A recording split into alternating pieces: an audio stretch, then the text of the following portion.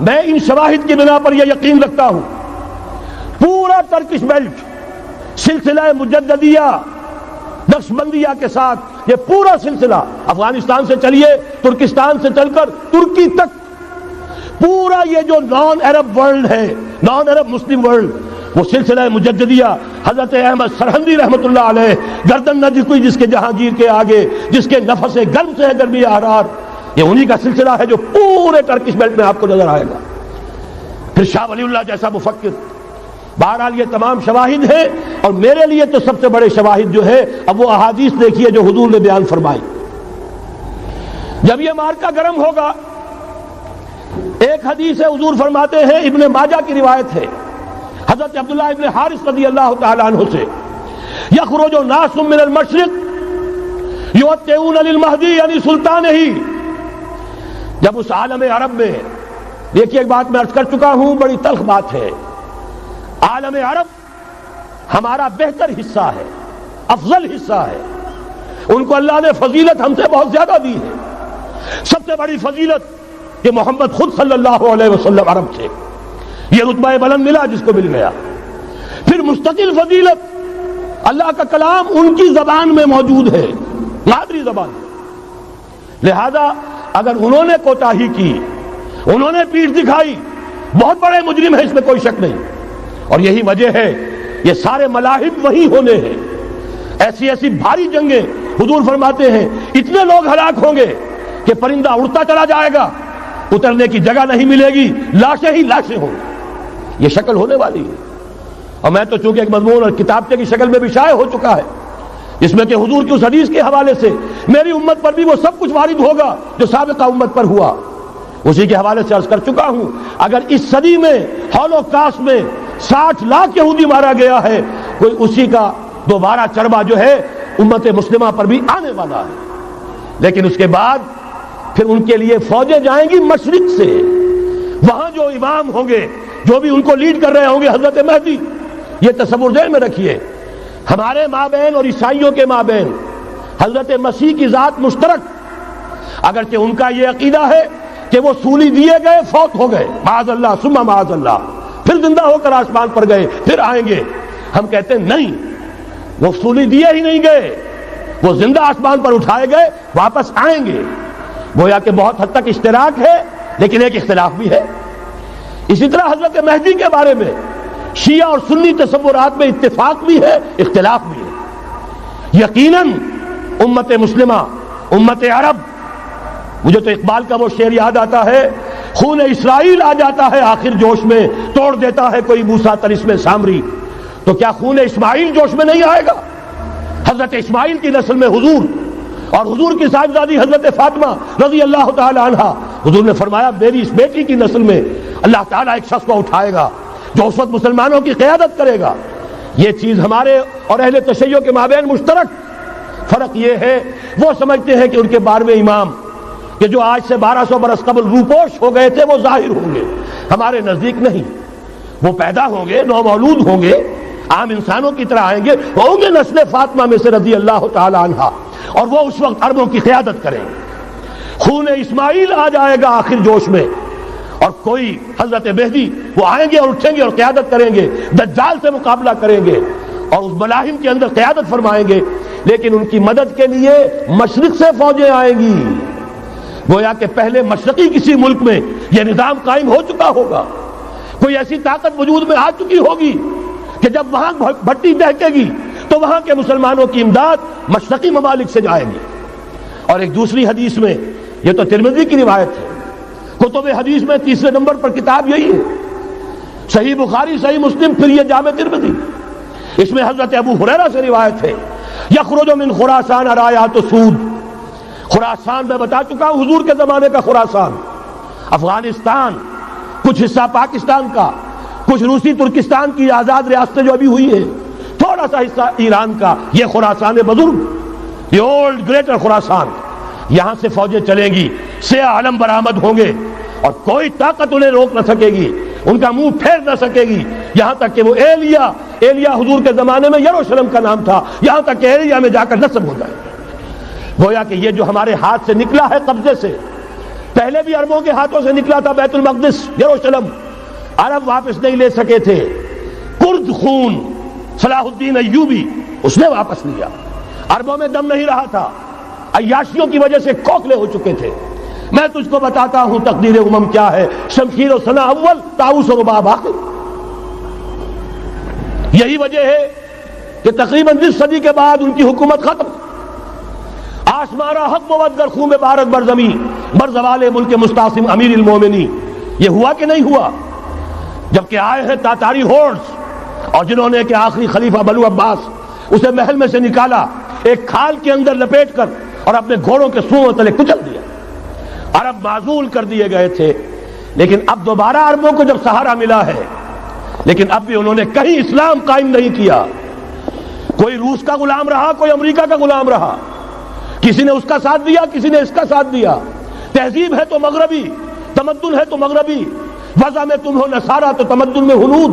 یہ مسلمان ہیں جنہیں دیکھ کے شرمائے یہود۔ یہی معاملہ جب ان کا ہوا تو اب اللہ تعالیٰ کی طرف سے ان کے اوپر وہ عذاب کی بھٹی گرم ہونے والی ہے۔ لیکن اس کے بعد پھر یہاں سے جائیں گے وہ جو ان کی مدد کریں گے، اور یہ ایلیا کو واپس لینے والے، یہ مشرق سے چلنے والے لشکر ہوں گے۔ یہ 2 حدیثیں ابھی سن لیجئے، اور تیسری حدیث یہ ہے، حضور نے فرمایا، یہ سنن نسائی کی روایت ہے، قال رسول اللہ صلی اللہ علیہ وسلم عصابتان من امتی احوذهم اللہ من النار احرزهم اللہ من النار۔ میری امت کے 2 لشکر ایسے ہوں گے جنہیں اللہ نے آگ سے نجات دے دی ہے، پہلے ہی سے ڈکلیئرڈ ہے۔ عصابت تغزو الہند، ایک لشکر کے جو ہند پر حملہ آور ہوگا، وعصابت تکون مع عیسیٰ ابن مریم علیہ السلام، اور دوسرا لشکر وہ ہے جو حضرت عیسیٰ کے ساتھ جا کر اور ان کے ساتھ مل کر یہودیوں کے خلاف جنگ کرے گا۔ میں اس حدیث کا جو مطلب سمجھتا ہوں واللہ عالم، یہ اسی علاقے میں جب انقلاب آ جائے گا، یہ علاقہ خراسان اور پاکستان، جب یہاں نظام خلافت قائم ہوگا، یہاں سے اسلام کی توسیع ہوگی، اور یہاں سے جانب مشرق ہند اور جانب مغرب یہ جو یہودیوں کا سیلاب آ رہا ہے، ان دونوں کا مقابلہ کرنے کے لیے انشاءاللہ العزیز، ورنہ یہ عصابتان جو ہے ایک حدیث میں جمع کرنے کی کوئی اور حکمت ہو نہیں سکتی، ورنہ تو ہندوستان پہ کئی لشکر آئے ہیں، لیکن یہ کہ در حقیقت اسی وقت جبکہ عالم عرب میں وہ بھٹی دہکے گی، اسی وقت یہاں انقلاب آ چکا ہوگا۔ ایک طرف یہاں سے مدد کے لیے لشکر جائیں گے کہ جو مسلمان عرب جو ہیں ان کی مدد کریں گے، حضرت مہدی کے جھنڈے تلے لڑیں گے، حضرت مہدی کی حکومت کو مستحکم کریں گے، یؤتون للمہدی۔ دوسری طرف وہ ہندوستان کی طرف پیش قدمی کریں گے، اور یہیں سے جیسے اس وقت سیلاب نکلا تھا جزیرہ نما عرب سے، ایک داہنی طرف ایک بائیں طرف، ایران، افغانستان، ترکستان، ادھر مصر، لیبیا، الجزائر، مراکش، باریطانیہ، اسی طریقے سے انشاءاللہ اسی علاقے سے اس کا آغاز ہوگا اور بات آگے بڑھے گی۔ تو غرض اصل حاصل کیا ہے؟ یہ ہونا ہے، پچھلے آثار ثابت کر رہے ہیں کہ ہونا ہے، حضور کی احادیث بتا رہی ہے کہ یہی سے ہونا ہے۔ ہوا صرف یہ ہے ہم بھٹک گئے، ہمیں اپنی منزل یاد نہ رہی۔ میں تو بہرحال ان لوگوں میں سے ہوں جنہوں نے نعرے لگائے تھے پاکستان کا مطلب کیا، لا الہ الا اللہ۔ میں سن 46 میں یہاں حبیبیہ ہال میں قائد اعظم نے مسلم اسٹوڈنٹ فیڈریشن کے جس اجلاس کو خطاب کیا تھا، ضلع حصار سے جو 2 ڈیلیگیٹ آئے تھے ان میں سے ایک میں تھا۔ میں نے بہرحال اس تحریک میں بھی حصہ لیا ہے، ایک ننھے کارکن کی حیثیت سے لیا ہے، پھر حالات کو بدلتے اپنے آنکھوں سے دیکھا ہے، ہم کہاں سے کہاں جا پہنچے ہیں۔ ضرورت صرف اس بات کی ہے کہ آج ہمارا حال یہ ہے، ہماری قیادت، ہماری سیاست ان لوگوں کے ہاتھ میں ہے کہ وہ فریب خوردہ شاہی کے پلاح و کرگسوں میں اسے کیا خبر کہ کیا ہے، تب وہ تاب جاویدانہ، ان کی تہذیب مغربی، ان کی ذہنیت مغربی، ان کی وضاقتہ مغربی، ان کا تمدن مغربی، ان کی سوچ مغربی، ان کے سارے اطوار مغربی۔ لہذا در حقیقت ایک تو یہ کہ ان سے چھٹکارا پانا، اور دوسرے یہ کہ در حقیقت مغرب کی تمام طاقتوں کو للکارنے کے لیے اس قوم کے اندر سے جذبہ ایمان، جذبہ جہاد کو برآمد کرنا، یہ 2 کام ہیں جو کرنے ہیں۔ اور اگر ہم یہ کر لیں گے، جیسا کہ میں نے آیت آپ کو سنائی تھی، اللہ کا کوئی وعدہ غیر مشروط نہیں، ایمان اور عمل صالح، ایمان اور جہاد، یہ وعدے پورے کرو گے تو اللہ کا وعدہ بھی پورا ہوگا۔ لیکن ظاہر بات ہے جیسے یہودیوں نے یورپ کو فتح کیا، اور آج وہ مغرب یہودیوں ہی کے زیر اثر ہمیں فتح کرنے پر تلا ہوا ہے. آج نوٹ کیجئے جس طرح 3 اطراف سے یہودیوں نے حملہ کیا یورپ پر، میں اس کا تذکرہ کر چکا ہوں، آج ہم پر بھی اسی طرح کا 3 pronged اٹیک ہے. نمبر 1، ایٹمی دانت نہ نکلنے پائیں اس قوم کے، رول بیک کرانے کے لیے خاموش ڈپلومیسی، اس کے ہتھ کنڈے، کہیں ان میں طاقت نہ ہو جائے، کہیں یہ چیلنج کرنے کی پوزیشن میں نہ آ جائیں، اپنے پاس ایٹمک ہتھیاروں کے انبار ہوں، لیکن کسی مسلمان ملک کے پاس آ گیا تو وہ اسلامک بام بن جائے گا. اگر وہ اسرائیل کے پاس ہے کوئی حرج نہیں، لیکن پاکستان کے پاس کسی صورت میں ہتھیار نہیں ہونا چاہیے. کمزور رکھو، ہمارے دستے نگر رہے، ہماری ہی مرضی پر، ہمارے چشم ابرو کے اشارے پر حرکت کریں. نمبر 2، اباحیت، بے حیائی، عریانی، فحاشی، اس کا سیلاب، اور سب سے بڑھ کر خاندانی نظام کو برباد کرنے کے لیے یہ بہبود آبادی کا پروگرام. اور دیکھیے جادو وہ جو سر چڑھ کر بولے، مسلمانوں کے ہاتھوں کرا رہے ہیں. قاہرہ میں کانفرنس کرائی ہے ایک مسلمان ملک میں، اور یہ کہ اس کو آرگنائز کرنے والی ایک پاکستانی مسلمان عورت. یہ ہے در حقیقت کہ وہ لوگ اگر کرنا بھی چاہتے ہیں تو اس کا الزام بھی براہ راست اپنے اوپر نہیں، بلکہ یہ کہ خود کوئی مسلمان ہو جو یہ کام کرے. اب جو سیلاب آئے گا جس کے لیے مدد بھی دی جا رہی ہے، اس سے ہمارے سارے بندے حیا ٹوٹ کر رہ جائیں گے، خاندانی نظام درم برم ہو کر رہ جائے گا. جو ابھی تک اللہ کا شکر ہے کہ ہمارے ملک کے اندر انٹیکٹ ہے کچھ اوپر کا طبقہ جو بالکل ہی مغربی تہذیب میں رگا گیا ہے، ورنہ ہمارے ہاں خاندان کا نظام ابھی انٹیکٹ ہے. لیکن یہ کہ یہ سیلاب بھی بڑی شدت سے آ رہا ہے، یہ چیزیں بیک وقت کیوں ہو رہی ہیں. اور تیسرا اور سب سے زیادہ سٹل وار، سب سے زیادہ یوں سمجھیے کہ جو لطیف، جو کہ ایک طرح کا احسان جتایا جا رہا ہے، ڈالروں کی اب یلغار. اب یہاں پر امریکی سرمایہ، ڈالر چاہے مشرق سے آئے چاہے مغرب سے آئے، وہ یہودیوں کا اعلی کار ہے. آپ نے اگر $1 نوٹ کا اگر کبھی نقشہ دیکھا ہو، اس کے اوپر جو سگنیا بنا ہوا ہے، جو نشان ہے، وہ کیا ہے؟ پیرامڈ، احرام مصر. یہ کن کے لیے اہمیت رکھتے ہیں؟ ہزار یہودیوں کا خون اور ان کی ہڈیاں ان پیرامڈز کے تلے دبی ہوئی. جب یہ احرام بنائے گئے تھے، یہ یہودی وہاں غلامی کے دور میں تھے، بیگار ان سے لی جا رہی تھی. بڑے بڑے پتھر جب گرتے تھے تو پسنے والے یہودی ہوتے تھے. یہ ان کی اپنی جیسے ہولوکاسٹ، جیسے انہوں نے اس کو اپنا سمبل بنایا ہوا ہے، اسی طریقے سے پیرامڈ، مصر کا پیرامڈ، یہ گویا کہ ان کے اس زوال کا ایک نشان ہے. اور اس پر ایک آنکھ بنی ہوئی ہے، ایک آنکھ، کانے دجال کی آنکھ، وہ دیکھ رہی ہے. عجیب ہے یہ سمبل. نیچے لکھا ہوا ہے نووس آرڈو سکلورم، اور یہ در حقیقت 1776 جو نیچے لکھا ہوا ہے وہ رومن حروف کے اندر یہ 1776 ہے، جو میں بتا چکا ہوں آرڈر آف ایلومیناٹی وساپ نے قائم کیا تھا. عام دنیا یہ سمجھتی ہے کہ شاید یہ امریکہ کا یوم آزادی ہے، سن آزادی ہے. 1 مئی اس آرڈر آف ایلومیناٹی کی تاسیس 1 مئی کو ہوئی ہے. یہ 1 مئی جو منایا جاتا ہے، دھوکہ یہ دیا گیا ہے کہ یہ شکاگو کے جو مزدور ہیں ان کی یادگار ہے. حقیقت میں یہ 1 مئی اور 1776 آرڈر آف دی ایلومیناٹی کی تاسیس کی تاریخ ہے.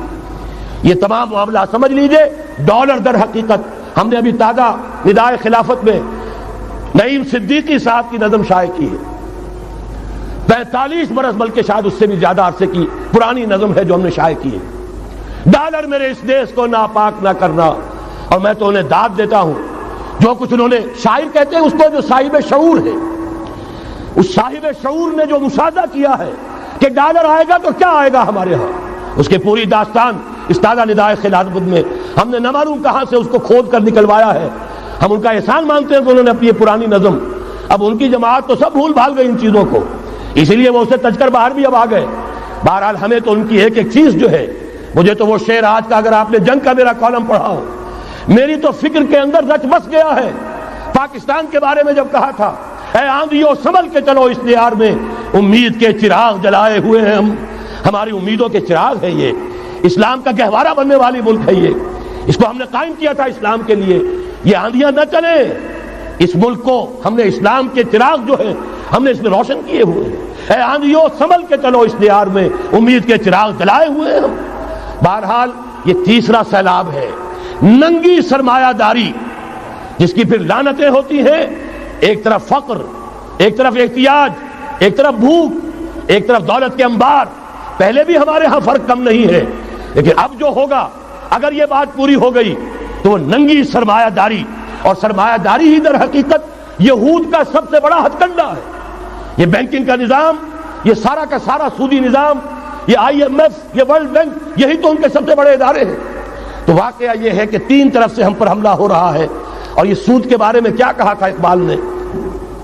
اضربا آخر چمی زائد فتن، اس سود کے ام الخبائث کے پیٹ سے سوائے فتنوں کے اور کیا برآمد ہو سکتا ہے؟ کس ندانت لذت قرض حسن، کسی کو قرض حسنہ کی لذت یاد نہیں رہی۔ بغیر سود کے قرض دو، تمہارے پاس فاضل رکھا ہوا ہے کسی بھائی کو دو کہ وہ اپنی معاشی گاڑی کا پہیہ چلا لے، پھر اصل واپس لے لینا۔ اگر اتنی ہمت نہیں ہے کہ ان تصدقوا فهو خیر لکم، صدقہ ہی کر دو تو سب سے اچھا ہے، دے ہی ڈالو اپنا فاضل سرمایہ۔ یسألونک ماذا ينفقون قل العفو، مت رکھو اپنے پاس، یہ گندگی ہے۔ لیکن اگر بڑے ہی کم ہمت ہو تو کم سے کم قرض حسنہ دو، اپنی اصل رقم واپس لینا۔ کسند آنت لذت قرض حسن، اضربا جاں تیرا دل چو خشت و سنگ، اس لیے کہ سود کے ذریعے سے انسان کے اندر تاریکی پھیل جاتی ہے، دل جو ہے اینٹ کے مانند، پتھر کے مانند سخت ہو جاتا ہے، کٹھور۔ ثم قست قلوبکم فہی کالحجارۃ او اشد قسوۃ، آدمی درندہ بے دندان و چنگ، اور انسان بغیر اس کے کہ بھیڑیوں والے دانت ہوں اور بھیڑیوں والے پنجے ہوں، بھیڑیا بن جاتا ہے۔ بہرحال اب کرنے کا کام کیا ہے اس کو سمجھیے۔ اس پوری صورتحال کا میں نے آپ کے سامنے نقشہ پیش کر دیا۔ ایک طرف مغرب سے نیو ورلڈ آرڈر، جو جیو ورلڈ آرڈر ہے، اس وقت کی سپریم پاور آن ارتھ، امریکہ کی سرپرستی میں بڑی تیزی کے ساتھ حملہ آور ہے۔ دوسری طرف وَمَكَرُوا وَمَكَرَ اللَّهُ وَاللَّهُ خَيْرُ الْمَاكِرِينَ، اللہ کو پامردی مومن پہ بھروسہ، ابلیس کو یورپ کی مشینوں کا سہارا۔ اللہ تعالیٰ نے اسرائیل کا توڑ پاکستان قائم کیا، اللہ تعالیٰ نے اس کے لیے 300 برس کی تاریخ، اس کی تمہید میں مجددین امت یہاں پیدا کیے، یہاں قرارداد مقاصد پاس کرا دی 20ویں صدی عیسوی کے وسط میں، کہ اکبر نام لیتا ہے خدا کا اس زمانے میں۔ بینک انٹرسٹ کو ربا، سود حرام قرار دیا۔ یہ سارے شواہد ہیں۔ اب ضرورت صرف ایک بات کی ہے، ایک زبردست عوامی تحریک اٹھے۔ یہ عوامی تحریک کیسی ہو؟ نمبر ایک، فرقہ واریت سے بلند ہو۔ یہ فرقہ واریت جو اس وقت بہت بڑا فتنہ بن گیا ہے، جس کی کشیدگی بڑھتی چلی جا رہی ہے، اس کے اندر اگر ہم قوم کی حیثیت سے اگر ملوث ہوتے چلے گئے، آخری تباہی آ جائے۔ فرقہ واریت سے بلند، سیاسی کشمکش سے بلند، یہ سیاسی کشاکش، یہ حزب اختلاف، حزب اقتدار، اس سے بلند، اس سے کوئی بحث نہیں، کوئی دلچسپی نہیں۔ علاقائیت یا لسانی قومیت، اپنے دنیاوی حقوق کی فکر مت کرو، بلکہ آخرت کی فکر کرو، اور یہاں اس کی اصل منزل خلافت کے نظام کی فکر کرو۔ ان تمام چیزوں کو پورا کرتے ہوئے یہاں پہ نظام خلافت قائم کیا جائے، یہ ہے واحد علاج۔ اور اسی کے لیے للکارنے کے لیے، اسی کے لیے دعوت دینے کے لیے ہم نے اس تحریک خلافت پاکستان کا آغاز کیا۔ تنظیم اسلامی نے اپنے لیے ہدف معین کیا ہے، نظام خلافت علی منہاج النبوہ کا قیام، پہلے پاکستان میں اور پھر کل نوع عرصی پر۔ اب میں چند منٹوں میں آپ کو بتاؤں گا کہ وہ نظام ہے کیا۔ دیکھیے، اس موضوع پر میں پاکستان کے تقریباً تمام بڑے شہروں میں اکثر جگہ 3 دن 2 گھنٹے کی تقریر کر چکا ہوں۔ سیاسی نظام کیا ہے، معاشی نظام کیا ہے، سماجی نظام کیا ہے۔ خلافت اب قائم ہوگی، جو بہرحال 1400 برس قبل کی خلافت اور آج کی خلافت، وقت کے دریا میں بہت سا پانی گزر گیا ہے، اصول وہی کے ہوں گے، فنڈامنٹلز وہی کے ہوں گے، تفصیلی خاکہ بنے گا اس زمانے کے تقاضوں کے مطابق۔ تو میرے وہ تقریریں ویڈیو کی شکل میں، آڈیو کی شکل میں، اردو میں، انگریزی میں، شکاگو میں 20 گھنٹے کا پروگرام پچھلے سال ریکارڈ کرا کے آیا۔ اللہ کا فضل ہے کہ وہ پھیل رہا ہے معاملہ۔ اب مغرب میں اذان خلافت بلند ہو رہی ہے، اس کا تذکرہ میں بعد میں کروں گا۔ بہرحال وہ تو تفصیلی بات ہے، یہاں میں چند منٹوں میں صرف الجبرا کے اصولوں کی طرح چند باتیں بتا رہا ہوں. جو بھی آپ کا آج نظام ہے 3 شرطیں پوری کر دیجئے وہ خلافت بن جائے گا سیاسی اور دستوری اعتبار سے. نمبر 1 حاکمیت اللہ کی، اور اللہ کا شکر ہے یہ ہم کر چکے. اللہ جزائے خیر دے جنہوں نے محنت کی تھی، اللہ جزائے خیر دے جنہوں نے وہ تحریک اٹھائی تھی مطالبہ دستور اسلامی، اور پھر جنہوں نے مدد کی تھی، اللہ تعالیٰ انہیں جزائے خیر دے. بہرحال وہ اب ہمارے دستور کا حصہ ہے. حاکمیت اللہ کی. البتہ اگلا قدم ہم آج تک نہیں اٹھا سکے. اس حاکمیت کا ظہور کیسے ہوگا؟ آپ کے دستور میں یہ طے کر دیا جائے کتاب و سنت ہر شے سے بالا تر ہے، دستور سے بھی بالا، عدالتی قوانین سے بالا، پارلیمنٹ سے بالا، سینٹ سے بالا، صدر سے بالا، سپریم کورٹ سے بالا، ہائی کورٹ سے بالا، ہر شے سے بالا کتاب و سنت. جب تک یہ نہیں ہوتا قرارداد مقاصد کی حیثیت ایسی ہے کہ جیسے آپ سینما ہال کے اوپر آگے جو ہے قرآن مجید کا کوئی کتبہ لگا دے، اس کے سوا کچھ نہیں. یہ بھی غنیمت ہے کہ قرارداد مقاصد پاس ہوئی. اصل شرط یہ ہے کتاب و سنت کی ٹوٹل بالادستی. اور یہ بڑی کڑوی گولی ہے. عوامی تحریک جب تک نہیں چلے گی، لوگ جب تک اپنی خون کی ندیاں نہیں بہا دیں گے، یہ کڑوی گولی حلق سے اترنے والی نہیں. یہ IJI کی حکومت میں نہیں اتری، اسلام کے نام پر اقتدار میں آئے، اسلام کے نام پر ISI نے IJI بنوائی، اسلام کے نام پر انہیں ووٹ ملے، 2/3 کی اکثریت ملی. اس کے باوجود شریعت کی بالادستی کا ایکٹ، شریعت کی بالادستی کی دستور کے اندر ترمیم پاس نہیں کرائی گئی. معلوم ہوا اوپر زبردست کا ٹھینگا ہے، امریکہ کے سب پرستار ہیں، سب ڈرتے ہیں، سب کے لیے سب کو نظر آتا ہے بالآخر جو ہے اسی کے پاس جانا ہوگا، چاہے وہ نواز شریف ہو اور چاہے وہ بے نظیر ہو.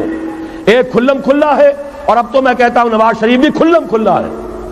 آج کے اس دور میں انہوں نے اسلام کا نام کبھی نہیں لیا، اس سے تو بالکل تائب. بس صرف فرق یہ رہ گیا ہے بے نظیر کھلم کھلا بھی مذاق اڑا لیتی ہے اسلامی صداؤں کا، اسلامی قوانین کا.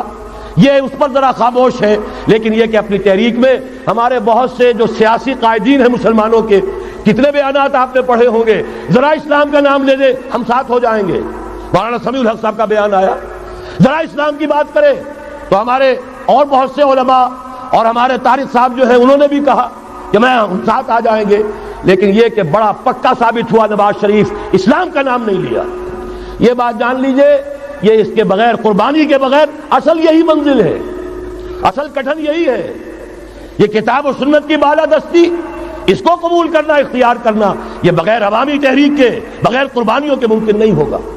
بہرحال دوسری بات یہ، اور تیسری بات، کسی غیر مسلم کو نظام خلافت میں قانون سازی میں شریک نہیں کیا جا سکتا. جس قانون کی بنیاد کتاب و سنت، جو نہ کتاب کو مانے نہ سنت کو مانے، اس کا اس ملک کی قانون ساز اسمبلی میں جانے کا مطلب کیا ہے؟ ان کی علیحدہ اسمبلیاں ہوں، ان کے جو حقوق ہیں مائنورٹیز کی حیثیت سے ان کی گارنٹی دی جائے، ان کی جان، مال، عزت، آبرو کا پورا تحفظ، ان کی پوری مذہبی آزادی، ان کی عبادت گاہوں کی پوری ضمانت، ان کی حفاظت کی، ان کا پرسنل لا ہو، سب کچھ ہوگا. قانون سازی میں غیر مسلم شریک نہیں ہو سکتا. نظام خلافت کی اعلیٰ ترین سطح کی پالیسی بنانے میں غیر مسلم شریک نہیں ہو سکتا. یہ معاملات ہمیں، یہ کڑوی گولیاں ہیں، لیکن صرف 3 گولیاں ہضم کر لیجئے، یہ نظام خلافت کا نظام بن جائے گا. البتہ چوتھی بات اور عرض کر دوں، وہ کہتا ہوں بہتر ہے کہ اس پارلیمانی نظام کی لعنت جو انگریزوں کی وراثت کے طور پر ہمیں ملی ہے، اسے چھوڑ کر صدارتی نظام اختیار کیا جائے. وہ صدارتی نظام جو نظام خلافت سے قریب تر ہے، انہوں نے ہم سے لیا ہے. اقبال نے کہا ہے، ہر کجا بینی جہان رنگ و بو، زاں کے از خاکش برو یا دارزو، یا ضرور مصطفیٰ اورا بہاش، یا ہنوز اندر تلاش مصطفیٰ. اگر کوئی اچھائی ان کے پاس ہے وہ نور مصطفیٰ سے مانگی ہوئی ہے. یہ خلافت کے نظام کا چربا ہے. ایک شخص کو منتخب کرو، اب اسے اختیار دو، اس کے ہاتھ کھلے رکھو، اسے کام کرنے دو. ہاں، امپیچمنٹ کا نظام ہو، غلط ہو تو اسے سیدھا کرنے کا نظام ہو. اس کے لیے آپ امپیچمنٹ کا نظام آج کی جو امریکہ کی حکومت ہے اس میں بھی ہے. اور کیسا ہے کہ ذرا سا اندیشہ ہوا تھا اور نکسن صاحب جو ہے بھاگ کھڑے ہوئے تھے.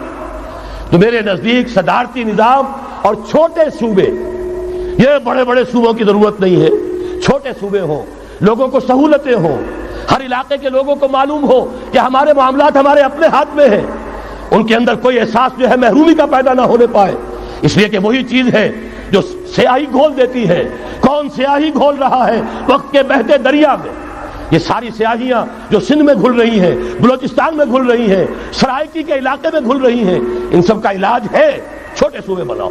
لیکن یہ چیزیں خلافت کی شرائط میں سے نہیں ہیں. بہتر بات ہے، دنیاوی اعتبار سے بہتر بات ہے، انتظامی اعتبار سے بہتر بات ہے.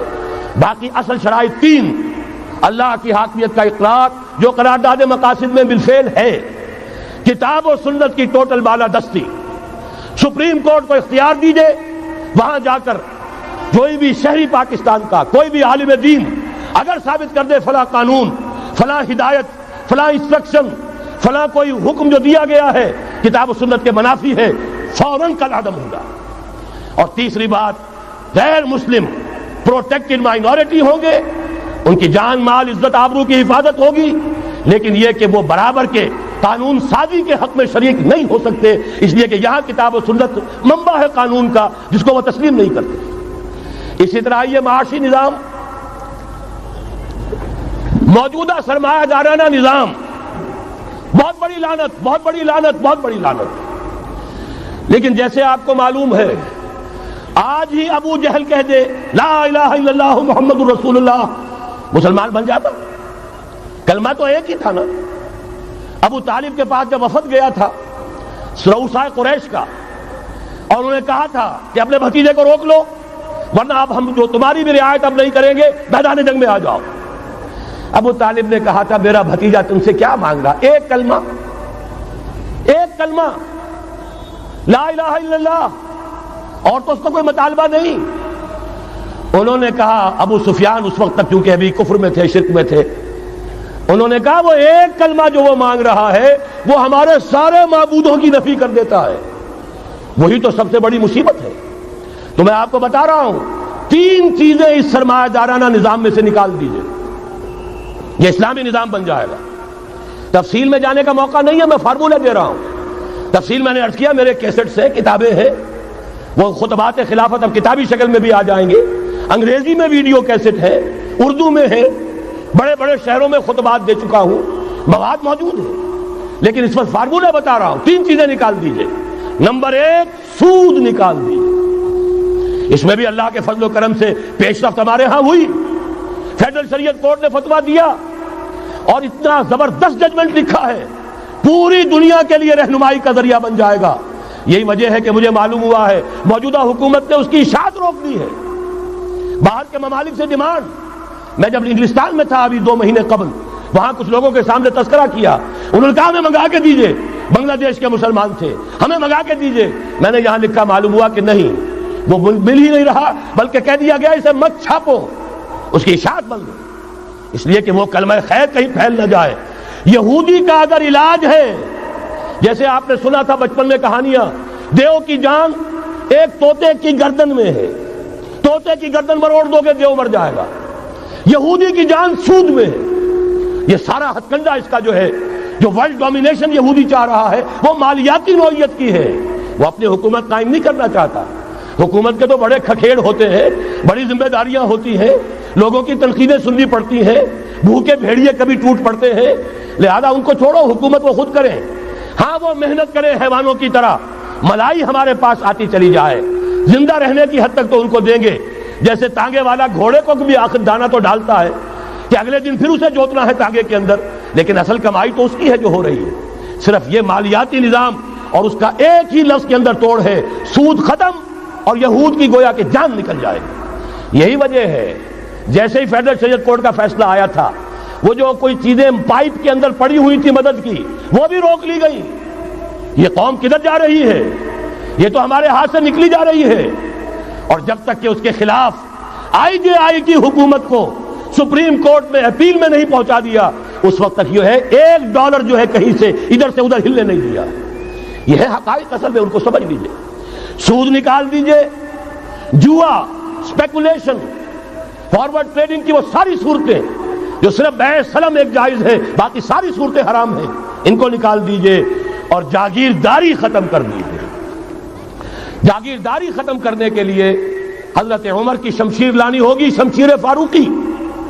ان کا یہ فتویٰ تھا، اجماع تھا کہ جو ملک، جو علاقے بزور شمشیر فتح ہوئے ہیں وہ کسی کی انفرادی ملکیت نہیں رہیں گے، وہ امت مسلمہ کی اجتماعی ملکیت ہے۔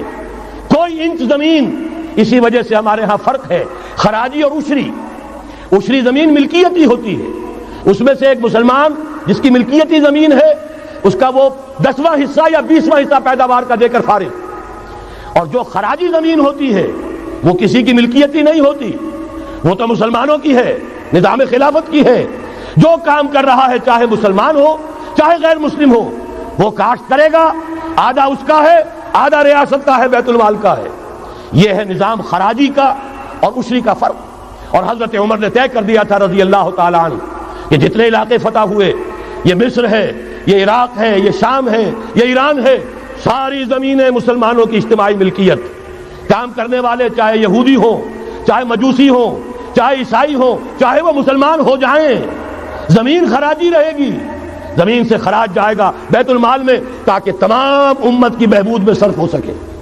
3 کام کر دیجئے، باقی ساری market forces, free economy, personal incentive, personal ownership, ساری چیزیں، سارے اصول جس کی وجہ سے کہ سرمایہ داری کو فتح حاصل ہوئی ہے کمیونزم کے اوپر، وہ سارے اصول اسلام کے اندر موجود ہیں۔ لیکن سود نکال دو، جوا نکال دو، جاگیرداری نکال دو، اب آؤ اوپن کمپٹیشن، سرمایہ کاری کرو۔ ابھی آپ نے نظم پڑھی، سرمایہ داری کو ختم کرنا ہے، سرمایہ کاری کو فروغ دینا ہے، یہ ہے اسلام کا نظام معیشت۔ البتہ اس میں چوتھی چیز، کفالت عامہ کے لیے زکوٰۃ کا نظام مکمل قائم کرو۔ ہر شہری کی بنیادی ضروریات کی پوری ذمہ داری اور کفالت نظام خلافت لیتا ہے۔ یہاں پھر میں مجبور ہوں کیا کروں، لیکن جب چھڑ گیا قیامت کا، بات پہنچی تیری جوانی تک، خلافت کا تذکرہ ہو اور حضرت عمر کا ذکر نہ آئے، ناممکن۔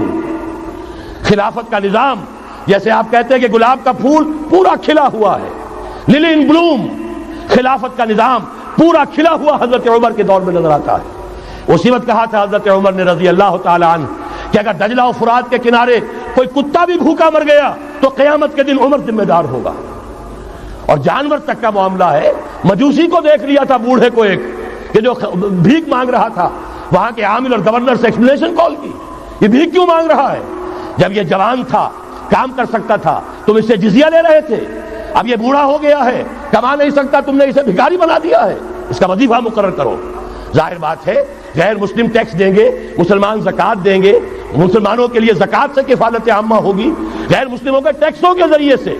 وہی نظام جو آج یورپ میں ہے، اسکینڈینیوین کنٹریز میں ہے، برطانیہ میں ہے، ان امپلائمنٹ الاؤنس ہے، یا یہ کہ اور ویلفیئر کا نظام ہے، لیکن اسلام کا مکمل ترین ویلفیئر نظام زکوٰۃ کے تحت ہے، اور اس میں گارنٹی ہے ہر شہری کی بنیادی ضروریات انڈر ریٹن، ان کی ذمہ داری ریاست کے ذمہ۔ حضرت عمر ہی کا زمانہ تھا کہ لوگ اپنی زکوٰۃ لے کر پھرتے تھے، لینے والا کوئی نہیں ہوتا تھا۔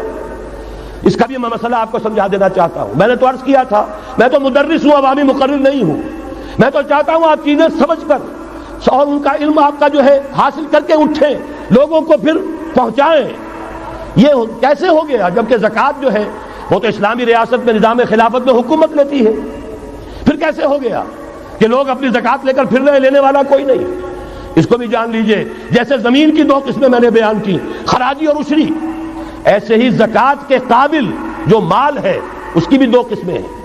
اموال باطنہ، گھروں میں رکھی ہوئی کوئی نقدی ہے، کوئی زیور ہے، کوئی اور ایسی چیزیں ہیں، یہ اموال باطنہ کہلاتی ہیں۔ اس کی زکوٰۃ جبراً حکومت نہیں لے گی۔ اگر اس کی زکوٰۃ جبراً حکومت لے تو گھروں کی تلاشیاں لینی پڑیں گی، جا کے تکیے پھاڑ پھاڑ کے دیکھنے پڑیں گے کہ کہیں کچھ رکھا ہوا تو نہیں ہے۔ یہ معاملہ مسلمانوں کی ان کی اپنی نیت پر، ایمان پر، اللہ کے ساتھ ان کے خلوص و اخلاص پر چھوڑ دیا۔ ہاں اموال ظاہرہ، دکان میں 5 لاکھ کا مال پڑا ہے، 2.5% دے دو۔ گودام میں 10 لاکھ کا مال پڑا ہے، 2.5% دے دو۔ تمہارا کارخانہ ہے بہت بڑا، اس کی زمین معاف، بلڈنگ معاف، مشینری معاف، ٹولز معاف، لیکن جو سرمایہ چل رہا ہے چاہے وہ خام مال پڑا ہے چاہے فنشڈ، ٹوٹل کی مالیت کے اوپر 2.5% دے دو. یہ ہے زکوٰۃ جس کو بدنام کیا ضیاء الحق صاحب نے. صرف سود جو ہے، سود والا جو صرف بینکوں کے اندر ڈپازٹ ہے اس سے 2.5% لے کر اسے زکوٰۃ قرار دے دیا. حالانکہ وہ تو کچھ زکوٰۃ نہ ہوئی، سود کا کمیشن ہوا، اس کے سوا کچھ بھی نہیں. زکوٰۃ تو یہ ہے کہ ہر دکاندار، اور مجھے یقین ہے مسلمان دے گا، آپ اسے انکم ٹیکس جیسے لعنتی ٹیکس سے نجات دیجئے جس نے اسے جھوٹ بولنے پر مجبور کیا ہوا ہے. یہ لعنتی ٹیکس ہے در حقیقت کہ جس نے ہر شخص کو جھوٹا بننے پر مجبور کر دیا ہے. ان کو ختم کریں. زکوٰۃ تو مسلمان اپنے ایمان کے تقاضے پر دے گا، اور وہ دے گا اور خوشی سے دے گا. لہذا یہ پورا نظام جو ہے اس کو اختیار کیا جائے زکوٰۃ کے، تو پوری ویلفیئر اسٹیٹ، دنیا کے بلند ترین معیارات کی ویلفیئر اسٹیٹ قائم ہو جائے گی، جو حضرت عمر نے کہا تھا کہ کوئی کتا بھی بھوکا اور پیاسا نہ رہے. اب آئیے تیسرا معاملہ سماجی. یہاں بھی 3 ہی باتیں کہوں گا. ترقی ہے، تعلیم ہے، ان میں کوئی رکاوٹ نہیں. خواتین کام کریں، کوئی رکاوٹ نہیں. کیا چیز نکالنی ہے؟ بے حیائی، بے حجابی، عریانی نکال دو. ستر و حجاب انفورس کرو. سیگریگیشن، عورتوں کے اسکول علیحدہ، مردوں کے علیحدہ، عورتوں کے کالج علیحدہ، مردوں کے علیحدہ، عورتوں کی یونیورسٹی علیحدہ، مردوں کی علیحدہ، عورتوں کے ہسپتال علیحدہ، مردوں کے ہسپتال علیحدہ. کسی درجے میں تو ہمارے ہاں ہے، اس کو آگے بڑھاؤ، یونیورسٹی بناؤ. اسی طریقے سے ہسپتال میں، مردوں کے ہسپتال میں عورتوں کو نرس رکھنا کیوں لازم ہے؟ کیا مرد نرسنگ نہیں کر سکتے؟ کیا فوج کی جو فارورڈ یونٹس ہوتے ہیں میڈیکل، کیا ان میں عورتیں جاتی ہیں نرسوں کی حیثیت سے؟ جہاں اصل ضرورت ہوتی ہے، کسی کا بازو اڑ گیا ہے، کسی کی ٹانگ اڑ گئی ہے، کسی کا پیٹ چاک ہو گیا ہے، آنتیں باہر ہے، بڑی ٹینڈر نرسنگ کی ضرورت ہے، وہاں تو عورت نہیں جاتی، وہاں تو میل نرسز ہے. تو مردانہ ہسپتالوں میں مردوں کو نرس رکھو، زنانہ ہسپتالوں میں عورتوں کو نرس رکھو. عورتیں مریض ہوں، عورتیں ڈاکٹر ہوں، عورتیں جو ہے نرسنگ کریں، وہاں کی انتظامیہ بھی عورتوں کو دیجیے. پھر یہ ہے کہ ساری پرائمری ایجوکیشن عورتوں کو دے دیجیے. چھوٹی عمر کے بچے ہیں، انہیں عورت کے اندر اللہ تعالیٰ نے جو شفقت مادری رکھی ہوئی ہے فطری طور پر، ضرورت ہے اس ٹینڈر ایج میں. تو ارادہ اگر ہو جائے تو ہر کام ہو سکتا ہے. ارادہ چاہیے یہ کہ بے ستری، بے حجابی، عریانی، فحاشی کا خاتمہ کرو. نمبر 2، شراب اور منشیات کا خاتمہ کرو. اس کے لیے آئرن ہینڈ بلکہ آئرن فسٹ کی ضرورت ہے. یہ کر کے دکھایا، ایرانیوں نے کر کے دکھا دیا. ہم سے کہیں زیادہ گرے پڑے تھے، ہم سے کہیں زیادہ یہ خرابیاں ان کے معاشرے میں موجود تھیں. کر کے دکھایا کہ نہیں کر کے دکھایا؟ یہ ہو رہا ہے. لہذا یہ کہ یہ کام کیا جائے، اور زنا اور قذف کے جو اصل اللہ تعالیٰ کی طرف سے، اللہ کے رسول کی طرف سے جو سزائیں ہیں اور حدود اور تعزیرات ہیں ان کو نافذ کیا جائے. یہ 3 چیزیں کر دیجئے، یہی معاشرہ ہوگا. کوئی یہ نہیں کہتا کہ صحراؤں میں جا کر آباد ہو، کوئی آپ سے یہ نہیں کہتا کہ جائیے دوبارہ اونٹوں پہ سفر شروع کیجئے. جو ترقی ہوئی ہے، اللہ تعالیٰ نے علم دیا ہے انسان کو، اللہ تعالیٰ نے ٹیکنالوجی عطا فرمائی انسان کو، اور رحمان کا دیا ہوا علم ہے.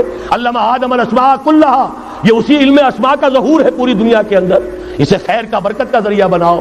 میں نے 3 باتیں بتائیں آپ کو. نمبر 1، اللہ کی حاکمیت، کتاب و سنت کی ٹوٹل بالادستی. نمبر 3، اور غیر مسلموں کو قانون سازی میں شریک نہیں کیا جا سکتا. وہ پروٹیکٹڈ مائنورٹی، ان کی جان، مال، عزت و آبرو کی حفاظت کا ذمہ ہے، مذہبی آزادی کا ذمہ ہے، لیکن وہ ہماری قانون سازی میں، اعلیٰ ترین سطح کی پالیسی سازی میں شریک نہیں ہو سکتے. نمبر 2، یہی سارا نظام، یہی سرمایہ کارانہ نظام، سرمایہ دارانہ نظام کو 3 چیزیں نکال دیں گے، وہ سرمایہ دارانہ نہیں رہے گا، سرمایہ کارانہ ہو جائے گا.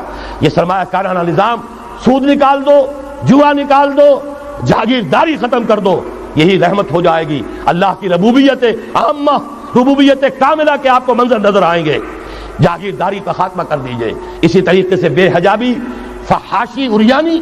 نمبر 2، شراب اور منشیات. نمبر 3، جو اصل جو حدود ہیں شریعت کے، ان کو نافذ کیجئے تاکہ معاشرہ اسلامی معاشرہ بنے.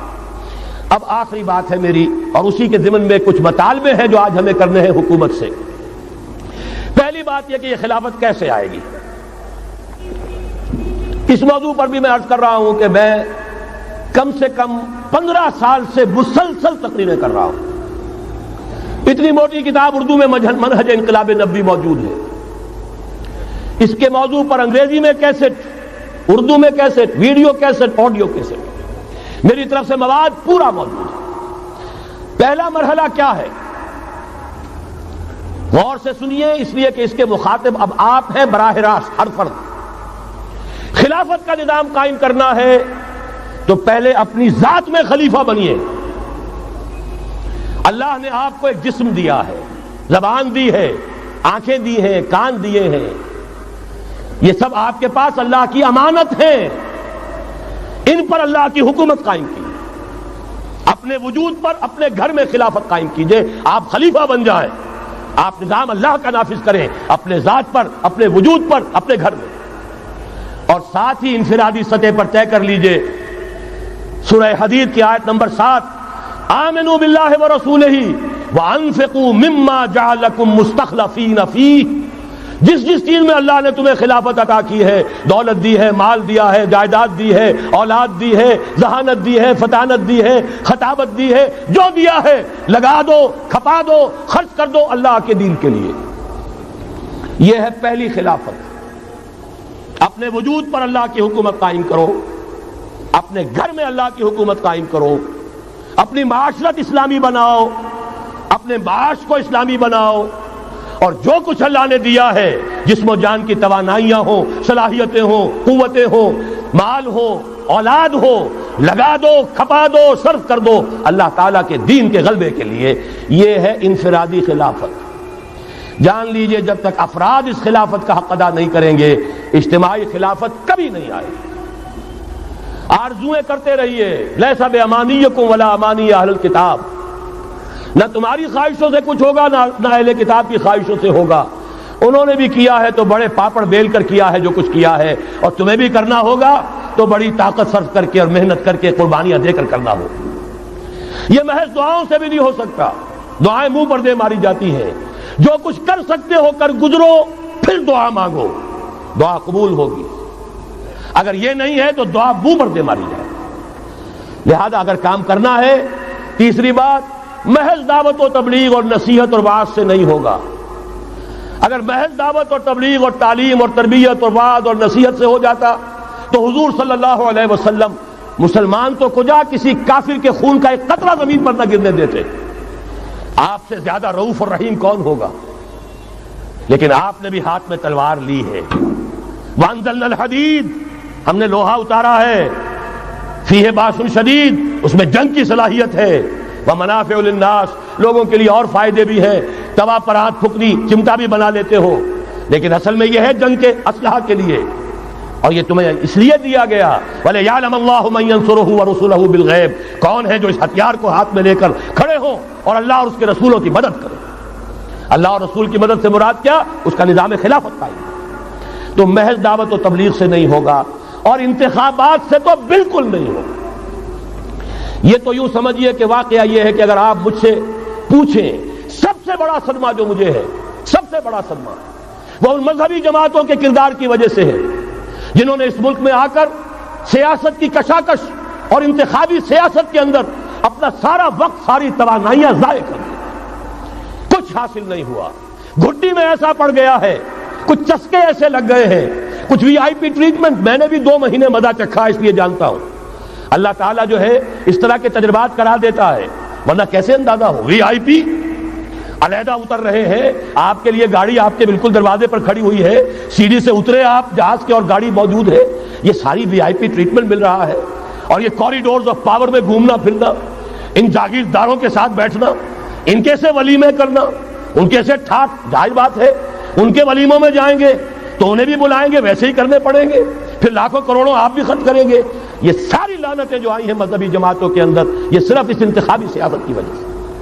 میں بڑے صدمے سے عرض کر رہا ہوں، واقعہ یہ ہے میرے نزدیک اس ملک میں اسلام کے نہ آنے کا پہلا مجرم مسلم لیگ نہیں ہے، پہلی مجرم وہ جماعتیں ہیں جنہوں نے اپنا سارا وقت انتخابی سیاست میں اور اقتدار کی کشاکش میں صرف کر دیا ہے۔ مسلم لیگ کا بہت بڑا احسان، قائد اعظم کا بہت بڑا احسان، انہوں نے آپ کو ملک لے دیا۔ اس سے زیادہ کا نہ ان کا دعویٰ تھا، نہ ان سے توقع ہو سکتی تھی۔ پیر جماعت علی شاہ نے یہ کہا تھا، میں ان کے قول کا بہت بڑا قائل ہوں، ان کی ذہانت اور فطانت کا۔ جب ان سے کہا گیا ہے رحمت اللہ علیہ کہ آپ اتنے بڑے، آپ مقتدا ہیں، مرشد ہیں، اتنی بڑی روحانی شخصیت ہے، ایک داڑھی ملے کے ہاتھ پر بیعت کر لی آپ نے، یعنی اشارہ تھا قائد اعظم کی طرف۔ حضرت پیر جماعت علی شاہ رحمۃ اللہ علیہ نے فرمایا بھائی میں نے اس کے ہاتھ پر بیعت نہیں کی، میرا تو مقدمہ ہے، ایک قومی مقدمہ ہے ہندو قوم کے ساتھ، اور مجھے اس مقدمے کے لیے ایسا وکیل چاہیے جس میں دو وصف موجود ہو، مہارت پوری ہو، قانون کو جانتا ہو، ماہر ہو، اور دوسرے یہ کہ بکنے والا نہ ہو۔ میں نے اپنے قومی مقدمے کے لیے وکیل کیا ہے محمد علی جناح، ظاہر بات ہے 100% بات صحیح، اور ان کے اس کردار کو دشمنوں نے مانا، نہرو نے، گاندھی نے، ان کے بڑے بڑے دشمنوں نے مانا۔ یہ شخص جو کہتا ہے he means what he says، یہ جو کہتا ہے وہی اس کے دل میں ہوتا ہے، اس کے ہاں کوئی ہیر پھیر نہیں ہے۔ بہرحال انہوں نے ملک لے دیا، یہ بہت بڑا احسان۔ آگے کام تھا رجال دین کا، رجال دین یا تو لگے رہے صرف اپنے مدرسوں میں اور خانقاہوں میں، تبدیلی کا احساس ہی نہیں ہوا کہ کتنا بڑا انقلاب آ گیا ہے، اب ہم انگریزی دور میں نہیں ہیں، اب یہ ایک مسلمانوں کی حکومت بن گئی ہے، اب تو توانائی ہونی چاہیے اس کو اسلامی بنانے کے لیے۔ اور جو جماعتیں چلی گئی انتخابات میں، واقعہ یہ ہے کہ سب سے گھناؤنا کردار، اور اس ملک میں اسلام کے آنے میں جو بھی رکاوٹ رہی ہے، سب سے بڑا فیصلہ کن رکاوٹ کا معاملہ ان مذہبی جماعتوں کا کردار۔ اس سے ہٹ کر کیا کرنا ہے، میں نے عرض کیا پہلے، اور یہ میں آپ سے کہہ رہا ہوں، خدا کے لیے سوچئے، آج کی رات جا کر سوچئے، خلیفہ بننا ہے اپنی ذات میں، اپنے وجود پر خلافت قائم کیجئے، اپنے گھر میں خلافت قائم کیجئے، توبہ کیجئے اللہ کی جناب میں، یا ایھا الذین آمنوا توبوا الی اللہ توبۃ نصوحا، بڑے خلوص کے ساتھ توبہ کیجئے، اپنی معاشرت کو، معیشت کو درست کیجئے، اور یہ کہ اپنا تن من دھن، ان صلاتی و نسکی و محیای و مماتی للہ رب العالمین، اس کا فیصلہ کیجئے۔ یہ پہلا مرحلہ ہے بڑا کڑوا، بڑا بھاری، لیکن یہ بھی میں آپ سے عرض کر دوں، جو ارادہ کر لے اس کے لیے بہت آسان، اللہ تعالیٰ کی مدد آتی ہے۔ تم کرو ہمت، توفیق ہم دیں گے، تم کرو فیصلہ، تحصیل ہماری طرف سے ہوگی، آسانی ہماری طرف سے ہوگی۔ فَسَنُيَسِّرُهُ لِلْيُسْرَىٰ، آسانی کے لیے آسان کرتے چلے جائیں گے۔ جو پہاڑ نظر آتے ہیں شروع میں، معلوم ہوتا ہے پہاڑ نہیں، ریت کے ٹیلے تھے، ہمارے قدموں تلے بکھر کر رہ گئے ہیں۔ کر کے دیکھیے، ارادہ کیجئے، عزم کیجئے، طے کیجئے، ان صلاتی و نسکی و محیای و مماتی للہ رب العالمین، اور میرے پاس جو کچھ ہے وہ میرے خدا کا ہے، مجھے اسی کے لیے، صرف اپنی زندگی کا تار برقرار رکھنے کے لیے جو ناگزیر ضرورت ہے وہ پوری کرو، باقی لگا دو، کھپا دو۔ آمنوا باللہ ورسولہ وانفقوا مما جعلکم مستخلفین فیہ، جس چیز میں خلافت دی ہے خرچ کر دو۔ دوسرا مرحلہ، یہ خلفاء، ابھی انصاری صاحب نے وہ آیت آپ کو سنائی تھی، ثم جعلناکم خلائف، خلائف جمع ہے خلیفہ کی، ہر مسلمان خلیفہ ہے، یہ سمجھ لیجیے اچھی طرح۔ وہ تو صرف یہ ہے کہ جیسے یہ جو کافرانہ نظام ہے جمہوریت کا، جو مادہ پرستانہ انسانی حاکمیت کی بنیاد پر، اس میں بھی ہر شہری حاکم ہوتا ہے، اپنے ووٹ کے ذریعے سے وہ اپنی حاکمیت کا اختیار منتقل کرتا ہے، وہ نمائندہ بن کر آتا ہے، گویا کہ انہوں نے اپنی حاکمیت ڈیلیگیٹ کی ہے اس شخص کو، اس صدر کو، چاہے وہ بش تھا اور چاہے وہ کلنٹن ہے، ورنہ حاکمیت تو پاپولر ہے، عوام کی ہے۔ اسلام میں خلافت عوام کی ہے، لیکن عوام مسلمان جو اللہ کو ماننے والے ہیں ان کی خلافت ہے، اور ان کی خلافت پہلے وہ اپنی ذات میں خلیفہ بنیں گے، پھر اپنی خلافت کا ایک حصہ ایک خلیفہ کو منتقل کریں گے۔ جب تک خلافت نہیں ہوتی ایک جماعت کے امیر کو منتقل کریں گے وہی حصہ۔ علیکم بالجماعہ، طاقت بنو، قوت بنو، علیکم بالجماعہ، ید اللہ علی الجماعہ، اللہ کی تائید، اللہ کی نصرت، اللہ کی طرف سے برکت جماعت پر آتی ہے، افراد پر نہیں آتی۔ جمع ہو جاؤ۔ حضرت عمر نے تو جو اثر نقل فرمایا وہ آخری درجے کا ہو سکتا ہے، لا اسلام الا بالجماعہ، ولا جماعہ الا بالامارہ، ولا امارہ الا بالسماع، ولا سماع الا بالاطاعہ۔ اسلام ہے ہی نہیں جماعت کے بغیر، اور جماعت نہیں ہے امارت کے بغیر، امارت بغیر اس کے بغیر نہیں ہو سکتی کہ ان کا حکم سنو، اور سننے کا کچھ حاصل نہیں جب مانو نا۔ اسی لیے فرمایا آمرکم بخمس، مسلمانوں میں تمہیں 5 باتوں کا حکم دے رہا ہوں، اللہ امرنی بہن، اللہ نے مجھے ان کا حکم دیا ہے، بالجماعت والسمع والطاعت والہجرت والجہاد فی سبیل اللہ۔ تفصیل میں جانے کا موقع نہیں۔ دوسرا مرحلہ جماعت، ہم نے اسی اصول پر تنظیم بنائی، ہم نے اسی لیے اس کی بیعت کا نظام قائم کیا۔ نحن الذین بایعوا محمدا علی الجہاد ما بقینا ابدا، صحابہ کہتے ہیں بایعنا رسول اللہ صلی اللہ علیہ وسلم علی السمع والطاعت فی العسر والیسر والمنشط والمکرہ وعلی حسرۃ علینا وعلی لا ننازع الامر اہلہ وعلی ان نقول بالحق اینما کنا لا نخاف فی اللہ لومۃ لائم۔ پھر صدمے کی بات کہہ رہا ہوں، کوئی مذہبی جماعت سوائے تنظیم اسلامی کے نہیں ہے جس نے اس مسنون طریقے تنظیم کو اختیار کیا ہو۔ اللہ کا شکر ادا کرتے ہوئے کہہ رہا ہوں، تحدیثاً للنعمہ کہہ رہا ہوں، اس بیعت کی سنت کو تازہ کیا ہم نے، جماعت بنائی ہم نے۔ ہمارے ہاں بیعت رہ گئی تھی صرف پیری مریدی کی بیعت، صرف اصلاح نفس کی بیعت۔ اصل بیعت وہ در حقیقت جو مسنون بیعت ہے وہ بیعت جہاد ہے، وہ بیعت جماعت ہے، تاکہ اللہ کے دین کو قائم کرنے کے لیے، خلافت کو برپا کرنے کے لیے اجتماعی جد و جہد کی جا سکے۔ اس کے بعد یہ جماعت کیا کرے گی؟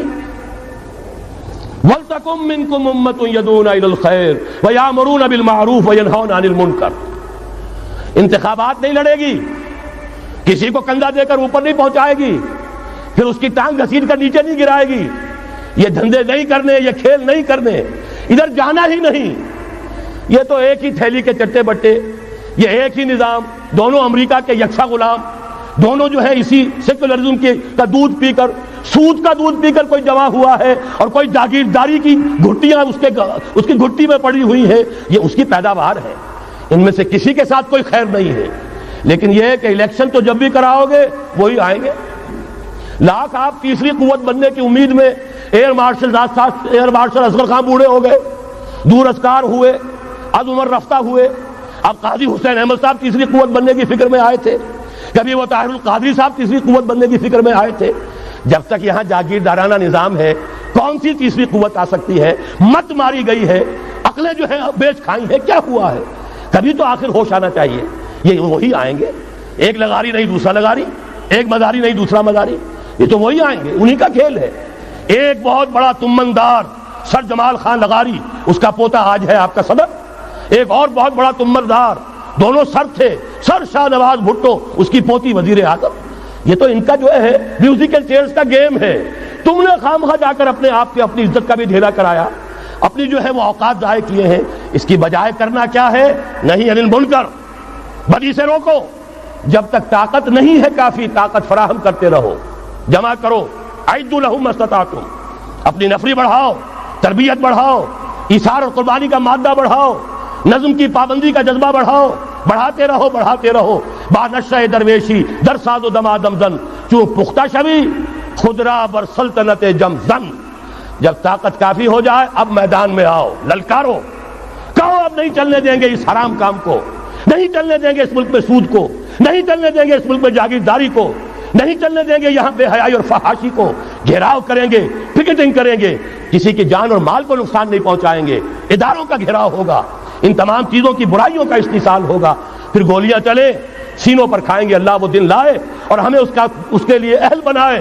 شہادت ہے مطلوب و مقصود مومن، نہ مال غنیمت نہ کشور کشائی، اس کے سوا کوئی راستہ نہیں ہے۔ اس کے بغیر جو بھی خواب دیکھتا ہے جنت الحمقاء میں رہتا ہے، یا اپنے آپ کو دھوکہ دے رہا ہے، یا دوسروں کو دھوکہ دے رہا ہے، اور کوئی امکان نہیں ہے۔ ایک ہی راستہ ہے۔ اگر محمد الرسول اللہ اور ان کے ساتھیوں کو انہی وادیوں میں سے گزرنا پڑا، اگر طائف کا پتھراؤ محمد الرسول اللہ کو اپنے جسم اطہر پر جھیلنا پڑا، دندان مبارک محمد الرسول اللہ کے شہید ہوئے، خون کا فوارہ ان کا چھوٹا، سینکڑوں صحابہ جن میں حضرت حمزہ جیسے بھی ہے، اسد اللہ و اسد رسول، جن کی لاش کا نقشہ ابھی آپ نے سنا، ناک کٹی ہوئی ہے، کان کٹا ہوا ہے، پیٹ چاک کر کے کلیجہ چبایا گیا ہے۔ حضور کو جو صدمہ ہوا ہے، مدینے جب واپس گئے ہیں، انصار کے گھروں سے عورتوں کے بین کرنے کی آوازیں آئیں، اس وقت تک حرمت نہیں ہوئی تھی، اور عربوں کا رواج تھا جیسے ہمارے ہاں دیہات میں جس طرح خواتین نوحے کرتی ہیں، بین کرتی ہیں، اس وقت تک وہاں ان کے ہاں بھی رواج تھا، تو وہاں ہو رہا تھا۔ 70 صحابہ شہید ہوئے تھے۔ وہ کوئی ہر شہید کسی کا بیٹا تھا، کسی کا شوہر تھا، کسی کا بھائی تھا، کسی کے ساتھ کوئی اور رشتہ تھا، پورا مدینہ جو ہے ماتم کدا بنا ہوا تھا۔ اس وقت حضور کی زبان سے بھی الفاظ نکل گئے، اما حمزہ تو فلا بواکی لہو، ہائے حمزہ کے لیے تو کوئی رونے والیاں بھی نہیں۔ تب انصار نے اپنے گھروں سے بھیجا خواتین کو حضرت صفیہ رضی اللہ تعالی عنہا کے ہاں، وہاں جاؤ اور تعزیت کرو۔